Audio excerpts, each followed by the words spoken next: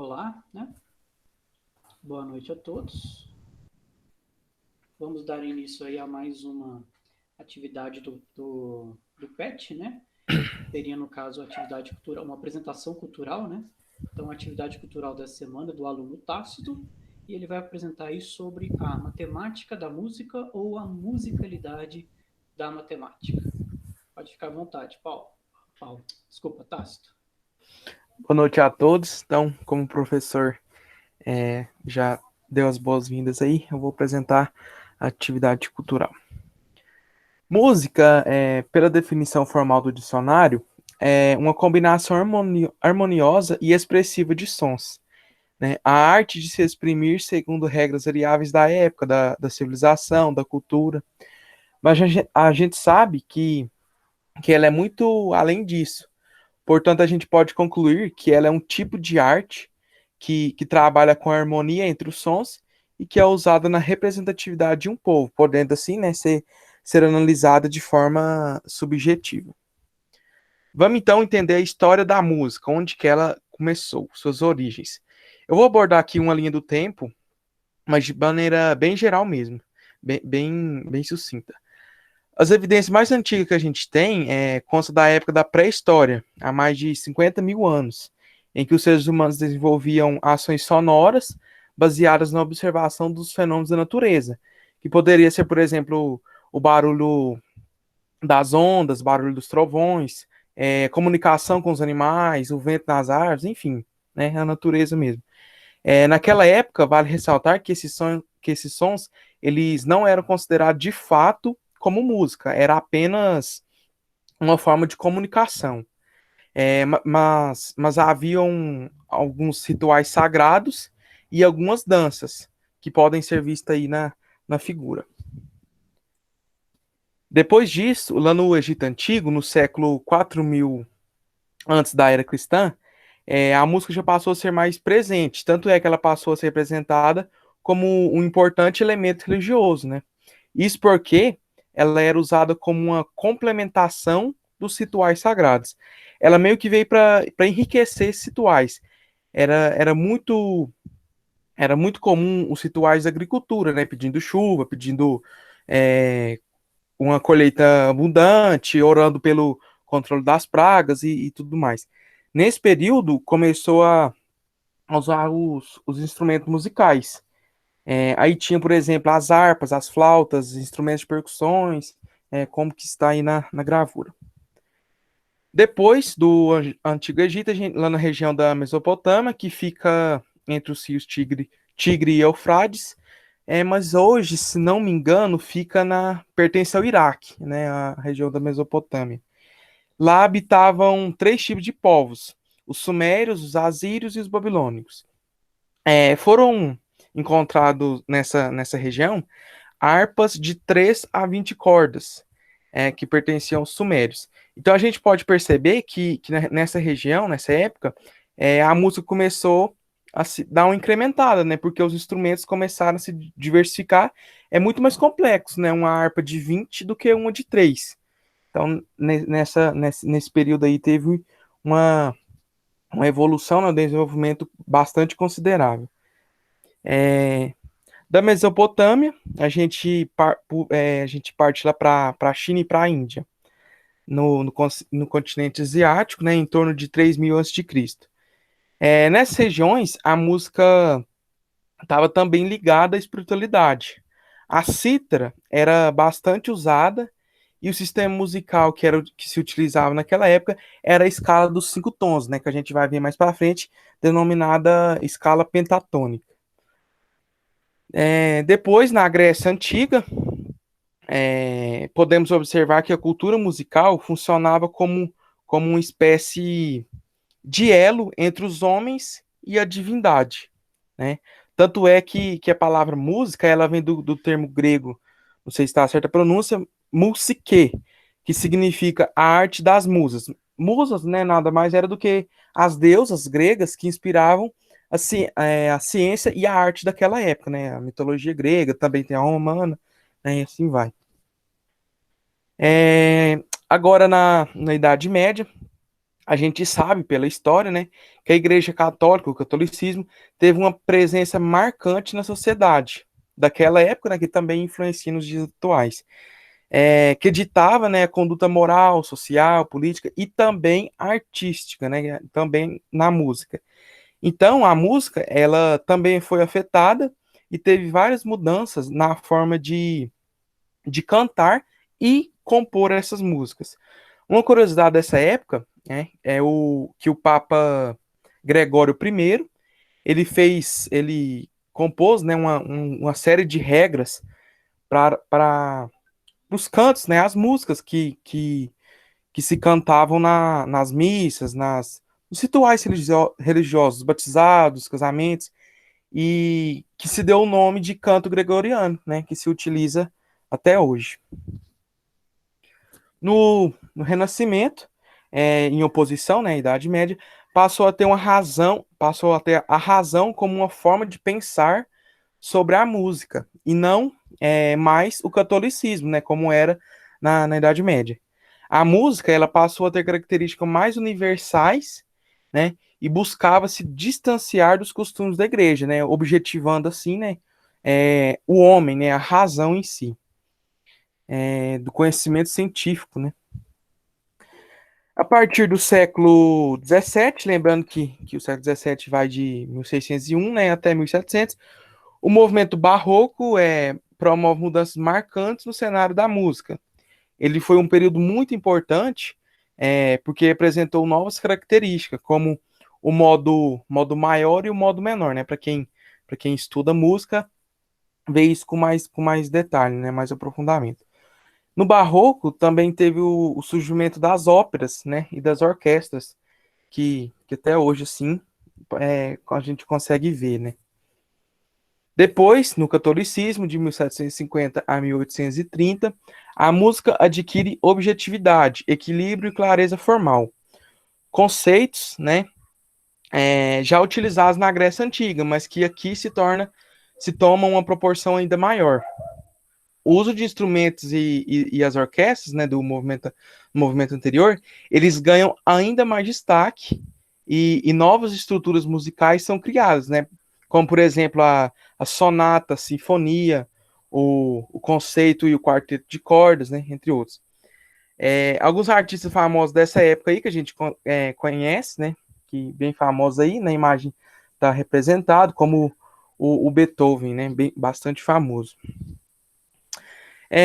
No século XIX, o romantismo, a música a música predominante tinha como qualidade a liberdade e a fluidez. Mas além disso, ela visava também a intensidade e o rigor emocional, né, característico do estilo do romantismo, né? Seria aí mais um lado romântico mesmo da coisa, né? Um lado melancólico. E outra curiosidade, né, que nesse período é iniciado com a Sinfonia número 3 de Beethoven, que é do movimento, assim, né, caracterizado do movimento anterior. E chegando mais perto da atualidade, né, no século XX, as novas tecnologias para gravação e também para divulgação da música, ela fez com que houve uma popularização da música, né? Por quê? Porque alcança, né, um público-alvo muito maior e muito mais diversificado, que seria aí o rádio, né? A invenção do século XX.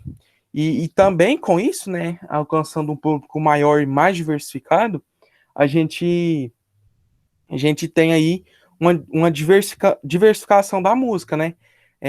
A gente encontra nessa época as músicas de propagandas, que seria música de fundo, de propaganda, música ambiente mesmo, uma trinologia, e o hip hop, né, que ganha forte influência nesse período.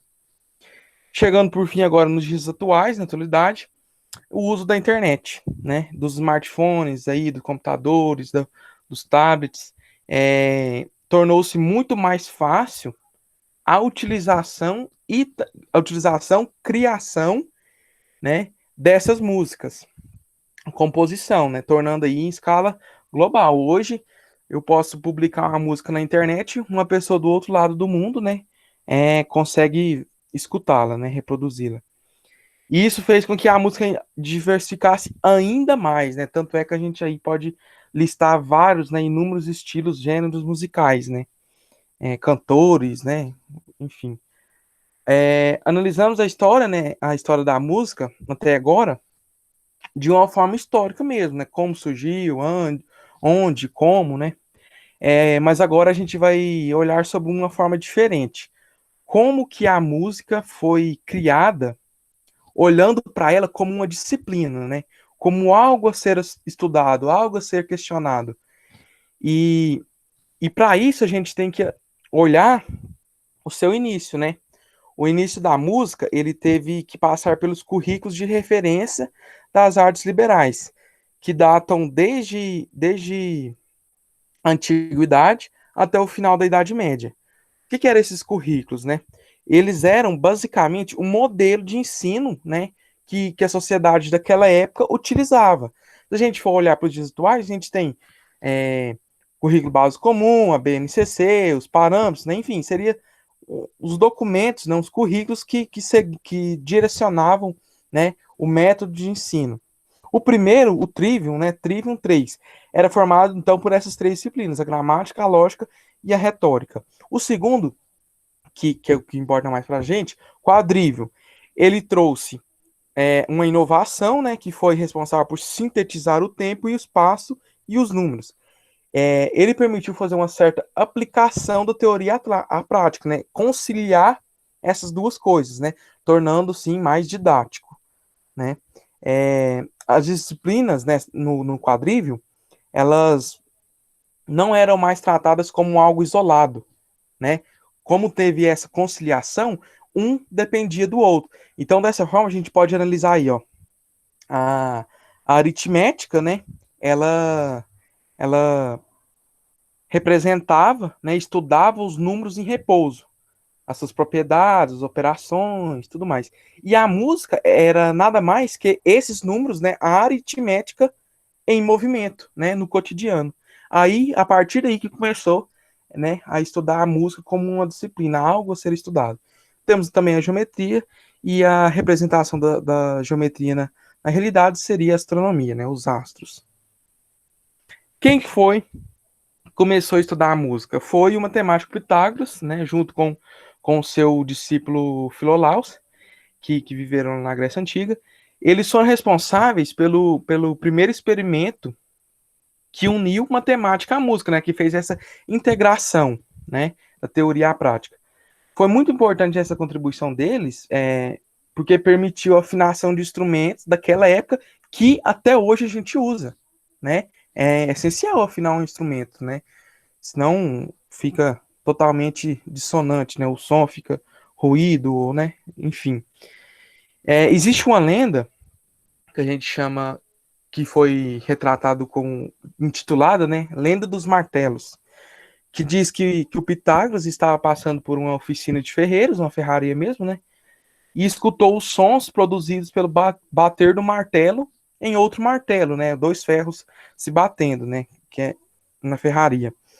Ele percebeu que alguns sons eram muito agradáveis, enquanto outros eram muito desagradáveis. Aí ele resolveu investigar, né? Por que que isso acontece? Aí ele chegou na conclusão que, né, ele comparou os pesos e os tamanhos desses martelos, desses materiais, desses ferros, e ele chegou na conclusão que havia uma relação entre eles, né? Para exemplificar isso, né, melhor, eu ilustrei aí um instrumento chamado metalofone. Não sei se vocês conhecem, mas consiste em bater, né, esse pauzinho aí mesmo, é, nessas pecinhas de metais, que aí gera um som. Esse instrumento ele é muito usado em fanfarra, em desfile de 7 de setembro. Tem bastante desse instrumento nesses desfiles. Mas e o que, que ele fez? Né? O que, que o Pitágoras fez? Ele pegou o mais pesado, né, o martelo, o pezinho mais pesado, e o mais leve. E percebeu que havia uma relação entre esses dois, o mais leve e o mais pesado, que era de quê? De 1 para 2, né? De meio. Aí ele foi para estudar mais, ele criou um instrumento chamado monocórdio, né? O monocórdio de Pitágoras. Mono, né, a gente sabe que é um. Córdio deriva de corda. Então, uma corda, né? Um instrumento, uma corda. Que esse instrumento consistia? Ele é uma corda amarrada em duas extremidades, e entre essas extremidades tem um cavalete móvel, né? Que ele consegue andar com ele, produzindo sons diferentes. Se a gente for ver para os instrumentos atuais que a gente tem, por exemplo, um violão. Um violão, ele nada mais é o quê? Que um monocórdio de 6 cordas, né? Ele tem 6 cordas amarradas em duas extremidades, e com o dedo, né, a gente consegue, faz o papel do cavalete, a gente consegue andar, né, fazer umas delimitações dessa corda, produzindo sons diferentes, notas diferentes, né? E a partir disso, a gente compõe aí uma música, uma harmonia, né? Então, o que o Pitágoras fez? Ele fez vários testes e em um deles ele percebeu que quando ele tocava a corda inteira e a metade dessa corda, os sons pareciam ser o mesmo. Então, mas a diferença era que um era mais grave e outro era mais agudo. Uma curiosidade é que ele até assimilou o mais grave sendo a voz de um homem e o mais agudo sendo a voz de uma mulher, ou mesmo de uma criança, né? Depois, que ele fez? Ele tocou a corda inteira e a sua terça parte. Antes era a metade, né? Agora não, a terça parte. E percebeu que formava um som diferente do anterior, mas também era agradável ao ouvido humano, né? Era um som harmonioso.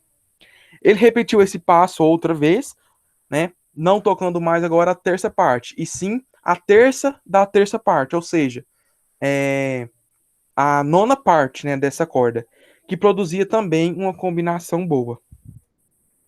Mais tarde, mas também com algumas contribuições de Pitágoras, lá na China, um grupo de estudiosos, eles fizeram uma escala de sons a partir de sucessivas divisões do som original, assim como o Pitágoras fez. Pega um som, vê ele, divide, vê se ficou bom, divide novamente, vê se ficou bom.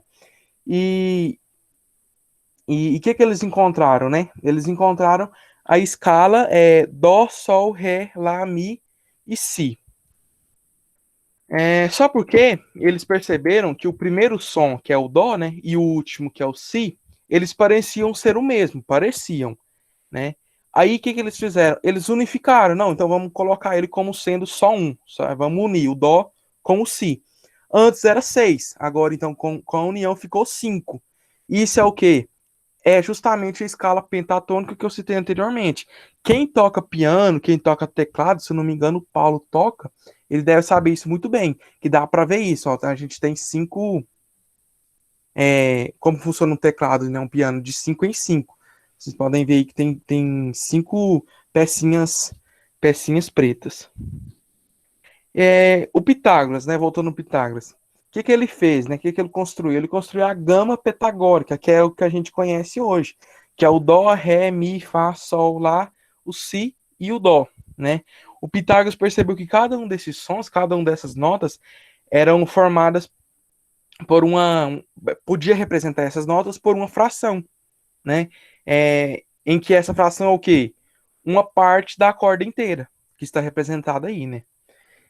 Analisando, né, as frações que ele encontrou, a gente pode perceber que o número em cima, o numerador, o que ele é? Ele é pode ser representado pelas potências de 2, enquanto o denominador pelas potências de 3, exceto a nota Fá, né? Que é o contrário.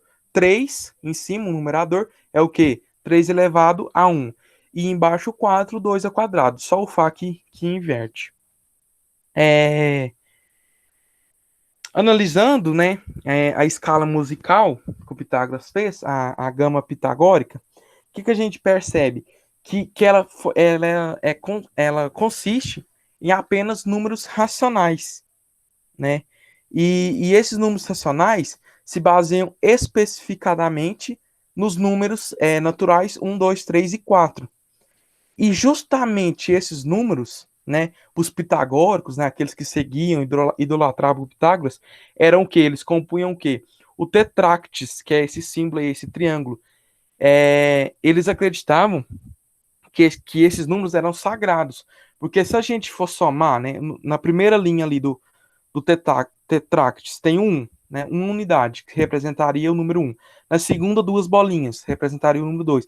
E assim até a última, né? Se a gente for somar esses números, 1 mais 2, 3. 3 mais 3, 6. 6 mais 4, 10. As 10 bolinhas, o que representavam? Os 10 algarismos. Ou seja, eram sagrados esses números. E o símbolo dos pitagóricos, né? Era justamente o tetráctis. Então a gente viu até agora uma, uma, uma análise histórica, né, da origem da música e também uma origem como algo a ser estudado, como disciplina. E agora eu vou passar dois vídeos que representam mais a música no cotidiano, a música na atualidade mesmo. Aí eu vou parar a projeção aqui para apresentar para vocês. O primeiro, ele é um vídeo bastante interessante que começa com a frase do matemático britânico Bertrand, né? A matemática, vista corretamente, não possui não apenas verdade, mas também suprema beleza. Uma beleza fria e austera, sem as lindas armadilhas da pintura ou da música. Então vamos ver o vídeo.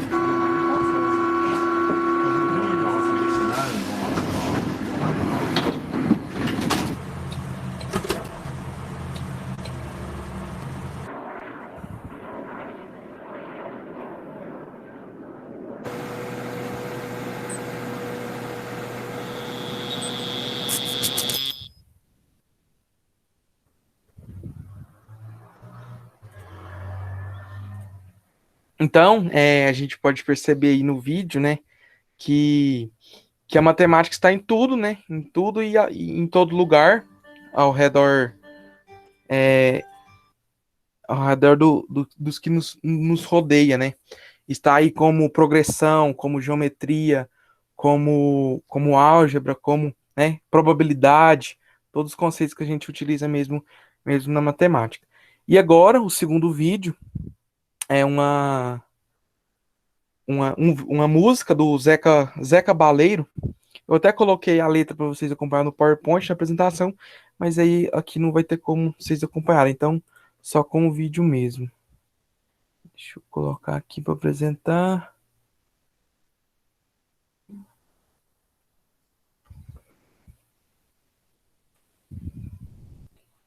Um mais um, dois. Dois mais dois, quatro. Quatro mais quatro, 8.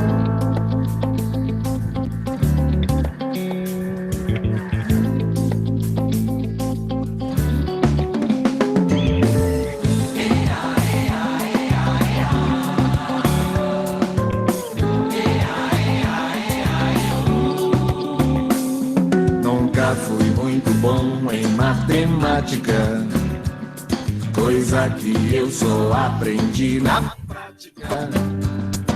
7, 7 são 14, com mais 7, 21, com mais 9, 30, menos 21, uma dezena, vezes 3, outra vez 30, mais 70, uma centena. 2 mais 2 dá 4, com 4 dá 8. Com 8 reais posso comprar biscoito. Menos 2 dá 6, daí eu compro um Kinder Ovo. Se não entendeu, posso explicar de novo. Nunca fui muito bom em matemática, coisa que eu só aprendi na prática. 7, 7 são 14, com mais 7, 21, com mais 9, 30, menos 21, uma dezena, vezes 3, outra vez 30, mais 70, uma centena. 2 mais 2 dá 4, com 4 dá 8. Com 8 reais posso comprar biscoito. Menos 2 dá 6, daí eu compro um Kinder Ovo. Se não entendeu, posso explicar de novo. Todo mundo! Nunca fui muito bom em matemática, coisa que eu só aprendi na prática.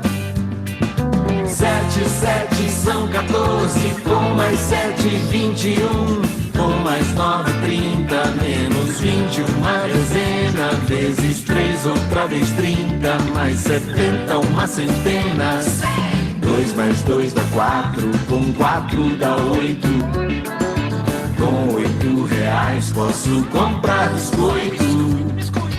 Menos 2 dá 6, daí eu compro um Kinder Ovo. Se não entendeu, posso explicar de novo. Ah, é bom.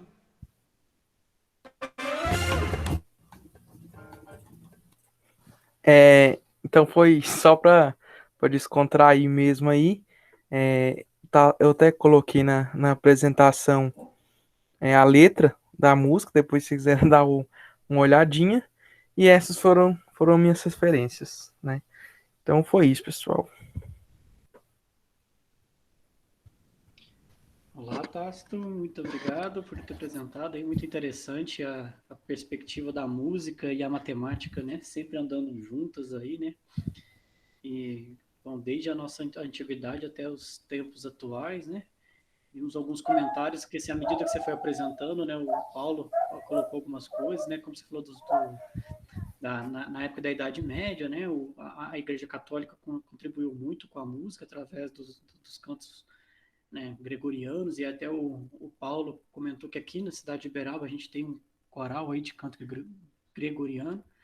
Paulo, você deve participar disso aí, né? Eu já vi uns vídeos seus cantando umas músicas semelhantes, não? Sim, na verdade é o coral da minha professora de piano. Nós temos o coral Artista Uberabens, que tem as músicas sacras, né? E os rapazes deste coral formam o coral gregoriano da cidade. É muito bacana ouvir o canto gregoriano, porque eu não sei se vocês já ouviram ou conhecem, mas ele não tem letra. Ele é uma melodia, até as partituras são diferentes, porque eles pegaram as partituras com base na Idade Média mesmo, sabe? E é muito legal, porque é um ritmo próprio, porque naquela época não tinha instrumentos rítmicos. É uma melodia muito bacana de se ouvir também, muito bonita. Inclusive, eles fizeram uma live, uma última apresentação na igreja, acho que São Domingos, se eu não estiver enganado. Ah, sim. E eu vi também um comentário seu aqui que vocês usam o diapasão. O que é esse diapasão? Isso, diapasão é como um ferro, eu não sei como explicar isso, porque eu vou mandar a imagem para vocês lá no grupo. É aquele ferro que faz um Isso, ursinho que tem exato. Ele é tipo um pé de baseado galinha nisso. quase, né? Isso mesmo, exatamente. Ele é baseado nessa teoria que o Tácito explicou, da frequência, né, dos sons emitidos pelos ferros, e o diapasão ele emite a nota lá. Então a gente usa ele direto para afinar os instrumentos. O Tácito também deve saber, porque ele também é músico, né? A gente bate o diapasão, a gente faz isso muito no violino, porque o violino é um instrumento que é muito chato. Isso aí, mais do diapasão. Porque o violino é um instrumento muito chato de você afinar, né? Então, quando a gente vai afinar ele, às vezes a gente usa o diapasão para pegar a nota básica, que é o Lá. Aí a gente vai afinando as notas inferiores e as superiores. E é com base justamente nisso, porque foi baseado no som do metal que eles criaram esse instrumento para afinação. Legal, é. Repete suas atividades culturais. Pessoal, alguma pergunta que gostariam de fazer para o Tácito aí, assim, com base no que ele apresentou? Eu achei muito interessante, né? E na medida que você foi fazendo a apresentação, foi me lembrando né, assim, da questão da música e tudo mais, né? Que hoje, né, assim, a música tá difundida no mundo todo, né? Mas se a gente fosse pegar na época lá da época das medievais, né, não era todo mundo que tinha esse conhecimento de música e tudo mais. E eu estou assistindo uma série de época, né, que se passa aí no século XVII, se eu não me engano. Século XVII, acho que é século XVII, alguma coisa assim. E as pessoas, quando o músico, né, da aldeia ou o músico do reino, alguma coisa assim, ia tocar, é como se fosse né, como fala, né, assim, a apresentação era algo assim, como fala, o espetáculo da noite. Então todo mundo sentava, se reunia para curtir aquele momento, né? E escutar a música, apreciá-la e tudo mais, né?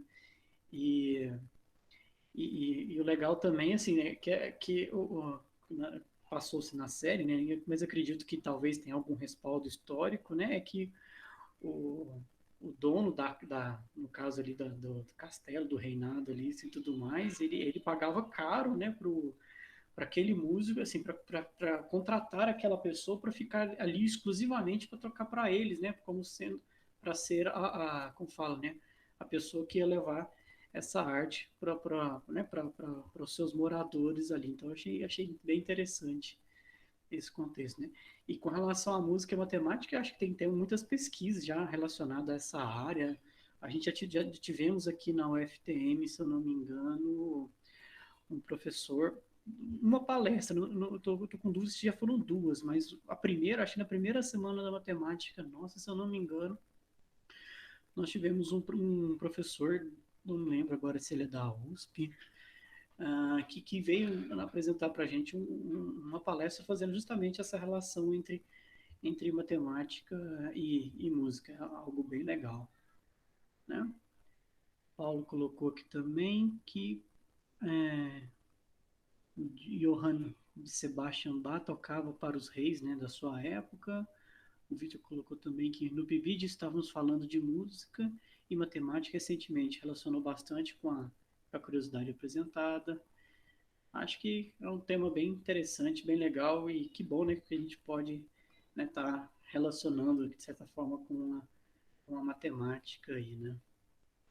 Bom, gente. Eu queria só fazer um elogio pro Tácito, porque, nossa, Tácito, eu amei seu colóquio, tá? Perdão, gente, pelo atraso, eu explicando no WhatsApp o motivo, né? Mas, Tácito, achei muito útil o seu conteúdo. Inclusive, se você puder depois disponibilizar esses slides, eu gostaria de dar uma olhada nisso, porque eu amei o conteúdo. Foi algo que acrescentou bastante, sabe? E eu acho que futuramente você poderia pensar até num mini curso voltado para isso. A gente podia, sei lá, sentar e conversar essa ideia. Acho que seria muito bacana.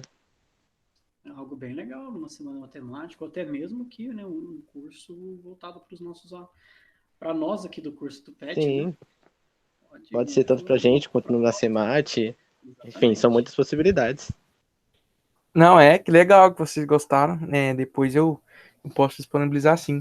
Mas é como o Rafael falou mesmo antes, antigamente, né? Era só elite, né? É, Que tinha acesso aí à música. Hoje não, né? Hoje em qualquer lugar a gente encontra, né? Em celular, né? A todo momento, para distrair, né? No churrascão do domingão aí, à noite, na balada, a todo momento a música tá presente. Sim, uma coisa que é muito engraçada, eu acho que vocês vão entender também. Eu comecei a tocar piano no Zé Ferreira, mas eu depois fiz piano no conservatório aqui da cidade, estadual Renato Fratesi. E lá tem uma pianista muito boa, que é uma senhora de idade, ela acompanha todos os músicos de lá. Ela se chama Dona Cecília. E ela estudou na UFO. Ela formou na UFO em música, né? E na época ela teve aulas com Guarnieri, que é um dos grandiosos nomes de música aqui no país, né? E ela toca uma peça muito linda que chama Valsa da Dor de Heitor Villa-Lobos. Não sei se vocês conhecem. Se vocês não conhecem, depois procurem ouvi-la, porque ela é muito linda. Villa-Lobos, aliás, é um dos maiores compositores brasileiros, né? E ela tocava essa peça muito bem. Eu fiquei curioso, né? Fiquei com vontade de tocar essa peça. E o que eu fiz? Como o Tarso falou, né? Hoje em dia nós temos o acesso facilitado por conta da internet. Fui na internet, procurei o PDF dela, imprimi a partitura e tô lá tocando lá no conservatório, né? E ela passa em frente à sala, porque ela, na época dela, era muito mais difícil você conseguir uma partitura, não era fácil que nem hoje em dia.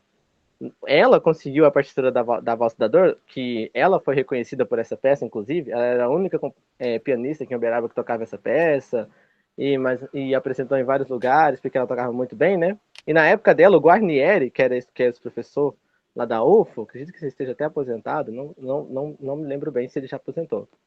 Ele conseguiu essa partitura por encomenda vinda da Europa. Né? Então era algo muito difícil que tinha que ser feito dessa forma, né? Então quando ela viu eu tocando a partitura, aquela música, ela olhou assim e falou: Nossa, como que você conseguiu essa partitura? Eu falei: eu consegui na internet, né? Aí ela: Não, porque isso não é possível. Porque eu consigo. O Guarnieri comprou essa partitura pra mim lá da Europa, que isso não sei o que, não sei o que. Eu falei: Não, mas é a mesma partitura ali aqui, ó. Toca que a senhora vê. Aí ela sentou, tocou, e ela falou que a partitura estava errada. Eu falei: Me fala em qual parte ela está errada. Ela não conseguia dizer. Mas ela é uma senhora de sim, 80 anos, então ela não entende muito bem, né? A facilidade que a internet trouxe, né? O advento que é essa quantidade de informações que agora nós temos, a facilidade do acesso que ela trouxe para nós, né? Então é muito bacana a gente ver que, como o Tasso mesmo falou, a música realmente era só da elite. Você falou aí dos reis, e Johann Sebastian Bach, que o Tasso falou do romantismo, né?